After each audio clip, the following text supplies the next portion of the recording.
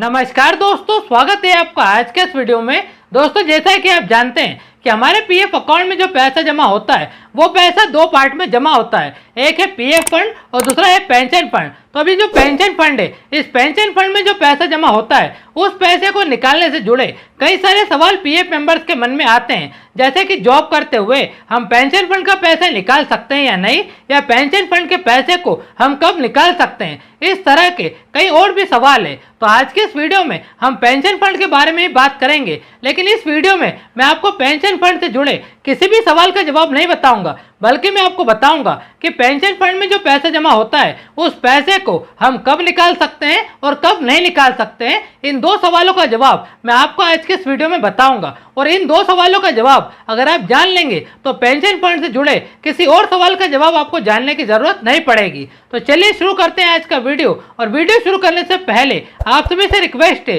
कि इस वीडियो को अभी से कर दीजिए लाइक और चैनल को भी कर लीजिए सब्सक्राइब, क्योंकि ईपीएफओ से जुड़ी जानकारी आपको इस चैनल पर मिलती रहेगी। दोस्तों, पहले हम ये बात करते हैं कि पेंशन फंड में जो पैसा जमा होता है उस पैसे को हम कब नहीं निकाल सकते। तो देखिए, पेंशन फंड में जो पैसा जमा होता है उस पैसे को आप जॉब करते हुए नहीं निकाल सकते। जैसा कि आप जानते हैं कि हम जॉब करते हुए एडवांस क्लेम के जरिए अपने पीएफ अकाउंट से पैसे निकाल सकते हैं, लेकिन एडवांस क्लेम के जरिए सिर्फ पीएफ फंड का ही पैसा निकलता है, पेंशन फंड का पैसा एडवांस क्लेम के जरिए नहीं निकल सकता। तो कहने का मतलब यह है कि जॉब करते हुए या जॉब छोड़े बिना या रिजाइन दिए बिना आप पीएफ अकाउंट से पेंशन फंड का पैसा नहीं निकाल सकते। अब ये तो इस सवाल का जवाब है, लेकिन दो ऐसी कंडीशन भी है जिन कंडीशन में आप अपने पीएफ अकाउंट से पेंशन फंड का पैसा नहीं निकाल पाएंगे। अब वो कंडीशन क्या है उनके बारे में मैं आपको वीडियो के लास्ट में बताऊंगा।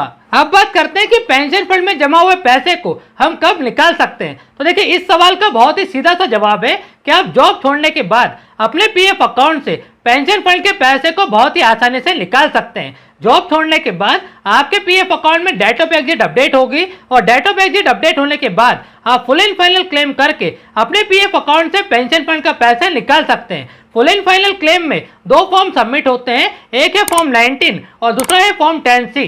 तो पेंशन फंड के पैसे को निकालने के लिए आपको फॉर्म 10C सबमिट करना होगा। जब आपका क्लेम सेटल होगा तो क्लेम सेटल होने के बाद पेंशन फंड का पैसा आपको मिल जाएगा। अब मैं आपको बताता हूँ उन दो कंडीशन के बारे में जिन कंडीशन में आप अपने पीएफ अकाउंट से पेंशन फंड का पैसा नहीं निकाल पाएंगे। तो कुछ इस तरह है कि अगर आप 6 महीने से कम समय के लिए जॉब करते हैं या 6 महीने से कम समय के लिए आपके पीएफ अकाउंट में पैसा जमा होता है तो आप अपने पीएफ अकाउंट से पेंशन फंड का पैसा नहीं निकाल पाएंगे। यानी कि अगर आप किसी कंपनी में जॉब करते हैं और मान लीजिए कि आपने उस कंपनी में सिर्फ 5 महीने ही जॉब की है, यानी 6 महीने पूरे होने से पहले ही आपने जॉब छोड़ दी है, तो आप जॉब छोड़ने के बाद उस कंपनी के पीएफ अकाउंट में जो पेंशन फंड का पैसा जमा होगा उस पेंशन फंड के पैसे को आप नहीं निकाल पाएंगे, और वो पेंशन फंड का पैसा आपको कभी नहीं मिलेगा। यह है पहली कंडीशन। और दूसरी कंडीशन कुछ इस तरह है कि अगर आप 9 साल 6 महीने से ज़्यादा समय के लिए जॉब करते हैं या 9 साल 6 महीने से ज़्यादा समय के लिए